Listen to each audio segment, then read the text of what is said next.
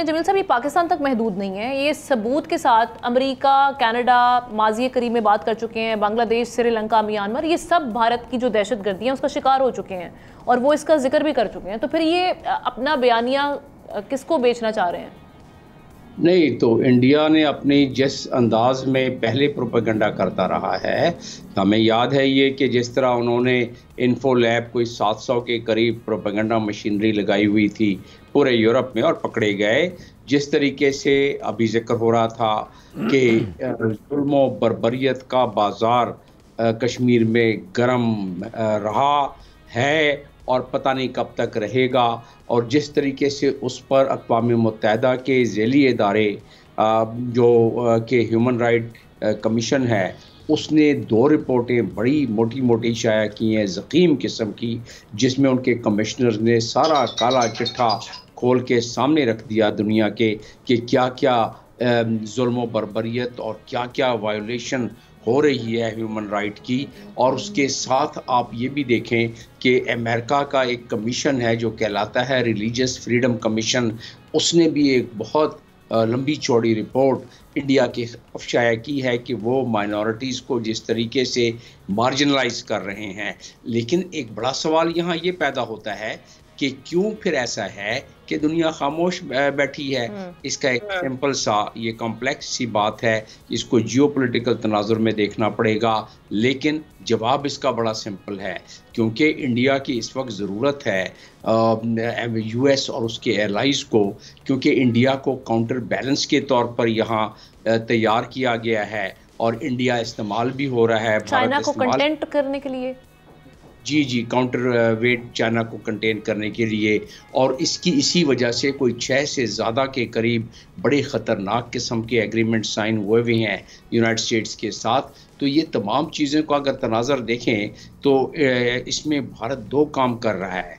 एक तो अपनी मक्कारी से वो ये कर रहा है कि अपने जो उस ज़िमन में नहीं आते हैं, अमेरिकन फॉरेन पॉलिसी के ज़िमन में नहीं आते हैं, यानी चाइना कंटेनमेंट, उससे हटकर स्कोर सेटल कर रहा है अपने पाकिस्तान के साथ, और वो स्कोर वही सेटल कर रहा है। आज से बरस से वो यही कह रहा है कि पाकिस्तान से क्रॉस बॉर्डर टेररिज्म होता है, वो यही कह रहा है। और अब भी उसके chief of the army staff ने, लेकिन इस टाइम पर कहा गया है, ये बड़ी अहमियत के हामिल है, क्योंकि आगे जाके मुझे खदशा ये है कि चीफ ऑफ आर्मी से ये बयान इसलिए दिलवाया गया है कि मिलिट्री क्योंकि इन्वॉल्व होती है ज़्यादातर काउंटर टेररिज्म में जी।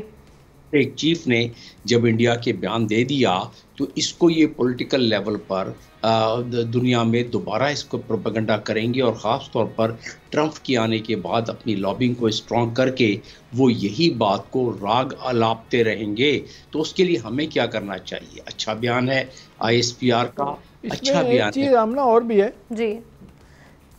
एक चीज़ जमील साहब और भी है, अभी देखें जो मकबूजा कश्मीर का जिक्र कर रही थी आमना, उस हवाले से इतने लोगों को जम्मू के जो मेजॉरिटी एरिया हिंदू लोग हैं उनको जाके आपने श्रीनगर में बात करने की कोशिश की जा रही है और वहाँ से बड़ा स्ट्रॉन्ग रिएक्शन आया। अभी आप देख लें हालिया इलेक्शन में क्या हुआ, बीजेपी जिस बुरे तरीके से शिकस्त हुई। जी देखिए, बात 4-5 हक़ाइक़ को दरअसल सामने रख लें तो जो गुफ्तगू हम कर रहे हैं वो मज़ीद वाज़ेह हो जाएगी। ये हकीकत है कि इंडिया ट्रांसनेशनल टेररिज्म में इन्वॉल्व है, और ये सबूत तो खैर कनाडा के प्राइम मिनिस्टर ने फ्लोर ऑफ द हाउस पे दे दिया। इसी तरह अमेरिका में प्रोसिक्यूशन चल रही है और वो भी हकीकत है कि ट्रांसनेशनल टेररिज्म पे। हमारे यहाँ पाकिस्तान में 20 अफराद को इन्होंने जाँ बहक किया है अपने इसी ट्रांसनेशनल ऑपरेशन के लिहाज से। ये भी हकीकत है कि अफ़गानिस्तान से को बेस बना के वो TTP के ज़रिए और बाकी दहशतगर्द ग्रुपों के ज़रिए पाकिस्तान को मार्जिनलाइज, पाकिस्तान में दहशतगर्दी कर रही हैं।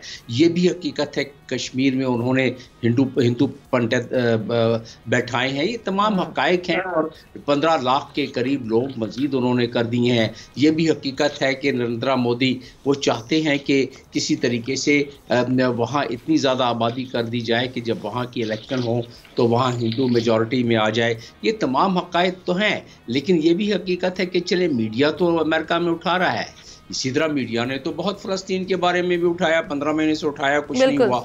के लिहाज से जो बात इधर है वो ये है कि स्ट्रेटेजिकली जियोपॉलिटिकल तनाजुर में इंडिया कि वो उसको एक्सप्लॉइट कर रहा है अपनी पोजीशन को, और वो अमेरिका को एक्सप्लॉइट कर रहा है, और अभी तक उसका बाल बीका नहीं कर सके, एक्सप्लॉइट कर रहा है। उस एक्सप्लॉइट को करने की वजह से ये बाकी जो इंटरनेशनल क्राइम कर रहा है ये सारे के सारे इंटरनेशनल लॉ की वायलेशन है, जिसका मतलब इंटरनेशनल क्राइम है। अच्छा जमील साहब एक चीज़ बताइएगा, जमील साहब अमेरिका में ये एक बातें आजकल हो रही हैं कि बहुत ज़्यादा अगर अमेरिका दबाव पाकिस्तान पे डालता है ऑन बिहाफ ऑफ इंडिया या कुछ, वो कहते हैं कि जी फिर ये चाइना के ब्लॉक में पाकिस्तान को ढकेलने की बात है। वहाँ पे भी है, वहाँ पे अवेकनिंग आ रही है, वहाँ पे भी लोग कह रहे हैं कि इस हद तक हिंदुस्तान की बात ना पाकिस्तान के बारे में की जाए कि वो टोटल चाइना की गोद में जा बैठे। आप इसको कैसे देख रहे हैं? देखिए, ये आज नहीं तो कल, कल नहीं तो परसों इसका फैसला तो होना है। पाकिस्तान को अगर यकीनन दीवार के साथ लगाया जाएगा तो पाकिस्तान को फैसला करना पड़ेगा। अभी तक के मुताबिक तो हम बड़े बैलेंस चलने की कोशिश कर रहे हैं, और हमें पता है कि हमारी मजबूरियां क्या हैं जिसकी वजह से हम बैलेंस होकर चलने की कोशिश करें, और हम इसको बैलेंस कायम करने की कोशिश करें।